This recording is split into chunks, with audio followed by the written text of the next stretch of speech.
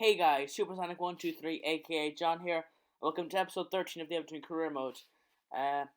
In today's episode, we take on Manchester City for the first game at the Etihad Stadium, looking to get back to winning ways in the Premier League after a couple of draws, a lot of draws. God, I can't remember the last time we won a Premier League game. You know what I'm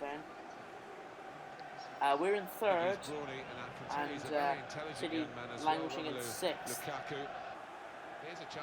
So we got a first half of the game after 8 minutes. Lukaku in here, and Willy Caballero with the save. And Jared Deulofeu bombing down the wing for us. He cuts inside, he has a go, and it's saved by Willy Caballero again. He had a couple of saves to make in this game. Then Man City hit the post. Thomas Muller, he had Tim Howard beaten, and but Kevin De Bruyne didn't there, forcing a very good save out of the American. I would just get down quite a bit there, and City win a free kick, and this madness occurs. Basically, right, one of our players tries to get a block on the ball as he gets headed through. It comes back to a City man, he heads it forward, and Yaya Toure, he finishes off the back of the net. Look here. Powerful header to the left. Like, how is this madness allowed to occur? That's a goal well worth analysing again. I mean, regardless of the fact that Tim Howard probably could have done a bit better with that one, but you know. So halftime it was still Manchester City 1, Everton 0. Corner could have been worse. But we had a few chances, but Man City dominated possession as you would expect. But 5 minutes to the second half, we got ourselves an equaliser through Kevin Morales, making it Manchester City 1, Everton 1. The corner being swung in by Ross Barkley, and Morales gets up and heads it past Willy Caballero. A lot of desire. Well, let's take another look at the goal. This FIFA, there aren't a lot of corner goals being scored, but I wasn't even controlling Morales. I was controlling Mohamed Besic when he was coming up for that. Probably not the best player considering his size. But Kevin Morales scoring to make it 1-1, and then Thomas Muller going through again, but another save for Tim Howard. And Raheem Sterling, and I was certain this was going to be a goal when I was recording this. I had my live flashing before my eyes. Raheem Sterling hits it wide to keep it at 1-1, and that's where we give it finish. Man City 1, Everton 1.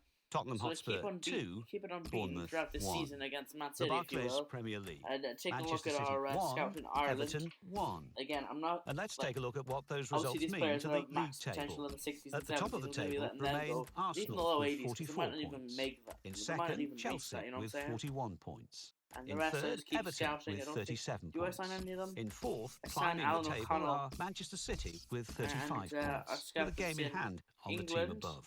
In fifth Couple and of falling are pretty high Newcastle potential players United here. with 35 points, but only Definitely. behind on goal difference. In sixth, these couple of moving guys are down, all are rubbish. Leicester City with 35 points, but only behind on goal difference. In seventh, Tottenham Hotspur with 33 points.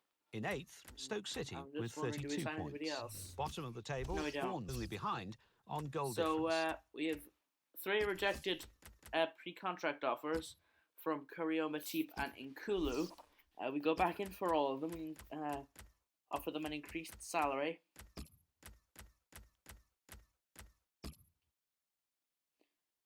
And as part of our offer, the only problem is, well, you'll see in a minute, won't you? We just offer them all £80,000 a week, which is what they're all asking for.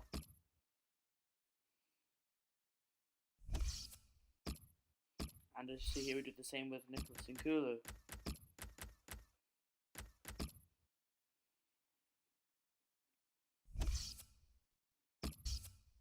So all 3 of them accept. So obviously, I take the offer for Andre Carrillo, but I have a bit of a dilemma. I don't have enough in my budget to make that offer. Right? And nobody, right, I asked for funds from the board about 4 or 5 times, and not a single time did they even get back to me, let alone accept or reject. So I'm very depressed, but we can go back in for another better centre-back in the summer if it's very necessary. But I'm disappointed that we couldn't get either of those fantastic centre-backs on a free, but we will have Andre Carrillo, who is like I'm pretty sure those three are going to be like the gods of first season free transfers this FIFA, because they're all very good players. And Andre Carrillo, even though he is 24, so he's intended to reach 85 overall. He's very pacey. I definitely rate the young man. Who's shown poor form lately. So for the second and final game of today's episode, we take on Aston Villa for an FA Cup replay. And we're using our second team for this. Now, I'm not going to use it for the whole competition, but we're using it for these first few rounds, if you will. So Aston Villa got the corner in, and it's headed by Jordan Ayew, but it's saved by Joel Robles. And Carlos Sanchez has a go, hitting it just wide of the post. And Aston Villa come forward again with Hutton, and what a miss by Jordan Amavi. He hits the bar from about 2 yards out. I mean, it was offside anyway, so it doesn't really matter. But you know, how does he even miss that? I swear. But we get forward, and Darren Gibson slots it right into the corner. Nate Smith setting him up. Darren Gibson scoring to make it Everton 1, Aston Villa 0. Darren Gibson with the goal. Darren Gibson, if you will. The way he spells his name. But it's a good ball in by Stephen Naismith, and Darren Gibson just eye up straight into the top corner. Bang! Everton 1, Aston Villa 0. Thank you very much, Brad Guzan. Aston Villa overall, really, they could have done a bit better with that one. So Villa coming forward again. Jordan Ayew trying to go round. He goes down under the challenge of Ramiro Funes Mori, and it's a penalty. Funes Mori gives away the penalty, and do you think this is a penalty? I don't. I never asked Funes Mori to make any contact on Jordan Ayew, but penalty is given. And as you see here, Scott Sinclair puts it away to make it Everton 1, Aston Villa 1. Scott Sinclair makes it 1-1, equalises for Aston Villa. And I was gutted at this point because I thought, oh, sugar honey iced tea, taking the lead and then giving it straight back to Aston Villa. But yeah, I don't think it was a penalty, but to be fair, Aston Villa had a lot of chances in that first half. And this year they come forward again with Joel Robles being forced to make a very good save. Here, but it is a throw, not a corner. So Adama Traore takes the throw in then for Villa. Alan Hutton. Into Hutton. Aston Villa, we're pressing, we're trying to find it. Nico going in front even, and Idrissa Gana puts it wide. So when we go forward, Aaron Lennon penetrating, Aaron Lennon scoring. A fantastic solo run by Aaron Lennon, topped off at the finish to make it Everton 2, Aston Villa 1, and regain the lead in this FA Cup replay. Just waltzed in and out of the Aston Villa defenders. I mean, it was just a walk in the park for him.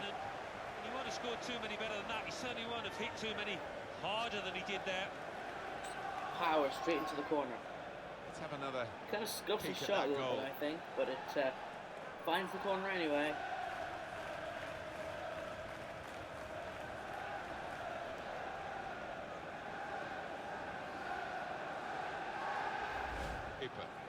So that's a good challenge between the two of them there. Two, and into Idrissa Gana Gueye, and Idrissa Gana Gueye makes it Everton 2, Aston Villa 2. They hit me on the break, and they hit me well. That came out wrong, but you know what I mean. Everton 2, Aston Villa 2, and yeah, where are my defenders? Like. And Santos Gross, so they were. But he killed him. But Conor McElhenney missed a chance to win it in added time, and he's blazed a shot over the bar. So it does go into extra time then, as Conor McElhenney plays in Romelu Lukaku, and Lukaku clean through on goal. Lukaku finds the corner. Romelu Lukaku in the 100th minute makes it Everton 3, Aston Villa 2, and puts us in pole position to go through to the 5th round of the FA Cup. We haven't sealed it at this stage, but we took pole position really.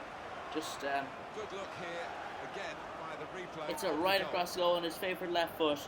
No chance for Brad Guzan. It crashes in off the post. And a fantastic strike by the Belgian. So, at the start of the second half, actually trying to come forward again with De La Feu and Naismith seals it. Naismith